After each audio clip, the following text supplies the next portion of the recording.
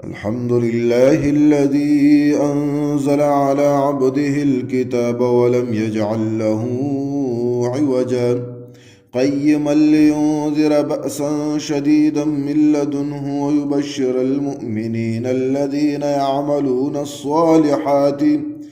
أن لهم أجرا حسنا ماكثين فيه أبدا وينذر الذين قالوا اتخذ الله ولدا ما لهم به من علم ولا لآبائهم كبرت كلمة تخرج من أفواههم إن يقولون إلا كذبا فلعلك باخع نفسك على آثارهم إن لم يؤمنوا بهذا الحديث أسفا إنا جعلنا ما على الأرض زينة لها لنبلوهم أيهم أحسن عملا وإنا لجاعلون ما عليها صعيدا جرزا أم حسبت أن أصحاب الكهف والرقيم كانوا من آياتنا عجبا إذ أوى الفتية إلى الكهف فقالوا ربنا آتنا من لدنك رحمة وهيئ لنا من أمرنا رشدا فضربنا على آذانهم في الكهف سنين عددا ثم بعثناهم لنعلم أي الحزبين أحصى لما لبثوا أمدا نحن نقص عليك نبأهم بالحق إنهم فتية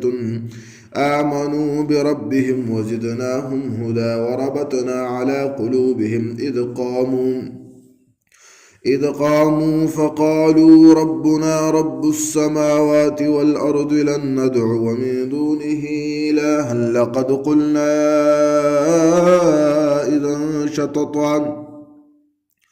هؤلاء قوم اتخذوا من دونه آلهة لولا يأتون عليهم بسلطان بين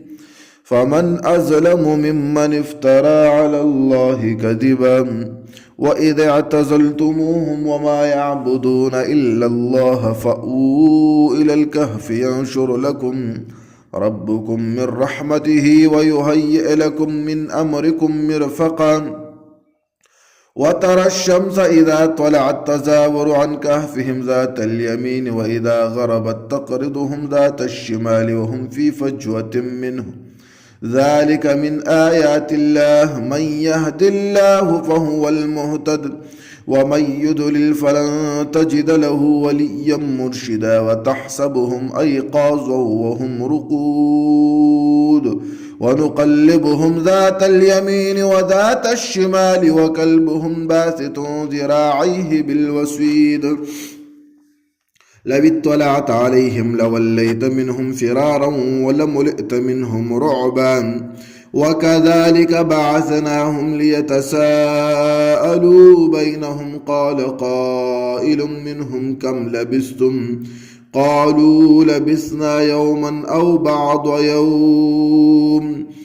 قالوا ربكم أعلم بما لبثتم فابعثوا أحدكم بورقكم هذه